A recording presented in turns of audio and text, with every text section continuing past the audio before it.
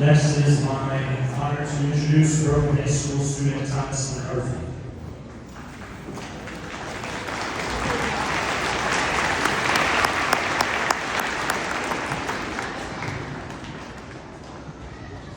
From blockbuster movies to best-selling books, we are obsessed with sharing and listening to stories.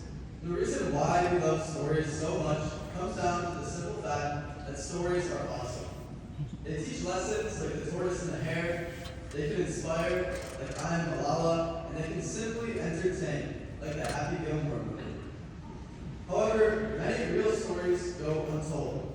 Stories with concrete teachings, stories with action, and stories that motivate. Millions of veterans across the United States are holding on to billions of stories, and these tales are ones that all of us should seek out. The transmission of these stories is crucial for many reasons. However, the most important part is remembrance. And not just remembrance of a name on a wall or a general event, but remembrance of people, their personality, their accomplishments, and their devotion to the nation. Although many generic terms get flung around, like bravery and sacrifice, these words mean nothing if there's nothing behind them. So, for instance, one of my personal favorite stories is about my great-grandpa, Maurice Murray. Although I never got to talk to him, his story was passed on to me by my mother, and it's one that I'll pass on to you today. Maurice was stationed at Pearl Harbor Naval Base when he woke up to the attack of the Japanese. A bomb landed near his barracks where he had taken cover, and he was forced to hide in a pipe to survive. Following the attack, he became a pilot and was deployed to Italy. As a fighter pilot, he flew 23 missions, including bomber escorts into Germany. One time, his plane was so shot up that he had to make an emergency landing in Bologna, Italy, and on another occasion, he survived an engine fire.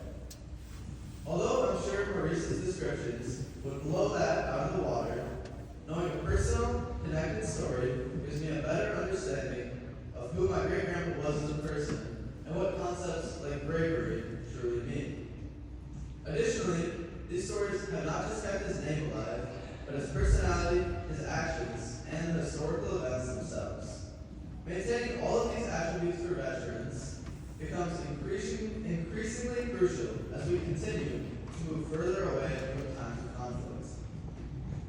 Unfortunately, these stories for veterans aren't always in your face, like a movie trailer or middle school gossip. Instead, you need to make an effort to search for them.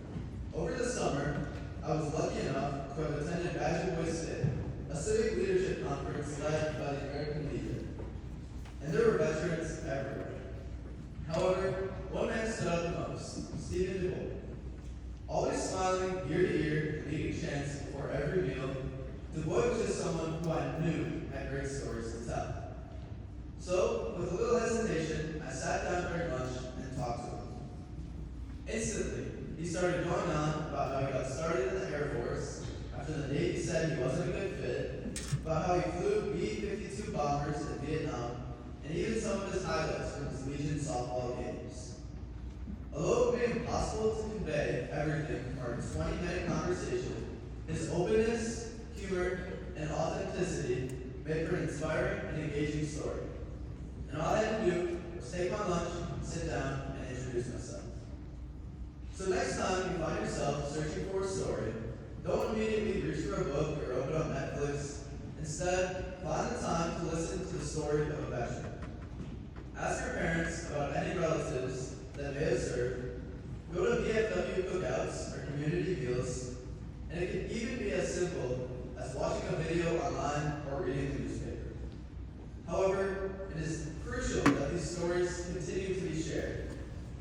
A name or a date or a rape is something that is easy to forget, but a story that can be shared for generations to come. Thank you.